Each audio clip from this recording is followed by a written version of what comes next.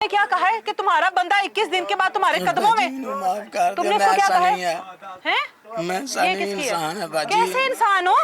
कैसे इंसान हो? बच्चों की दुआ बच्चों की दुआ, ये भाई किसी की जिंदगी, ये किस किस की तस्वीरें तुमने रखी हुई हैं? उसको तुमने कहा है तस्वीर प्रिंट करवा कर लाओ। तस्वीर आपको प्रिंट करवाने के लिए कहा है कि नहीं कहा? हाँ जी, हम ये लें, ये तस्वीर जनाब, इसकी भी पूरी फुटेज साथ साथ चलाएंगे। ये पूरी नहीं दिखाएं, तस्वीर नहीं दिखा। नहीं ठीक है, ये लें, हम लोग भी तस्वीर प्रिंट करवा कर लाए हैं, ठीक है।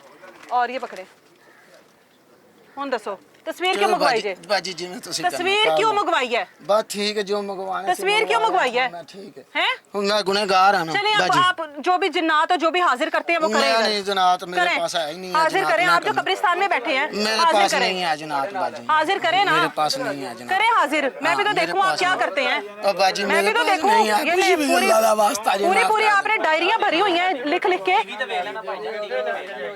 हाँ जी, कौन से जिन्नात हाजिर करते हैं मुझे भी बताएं।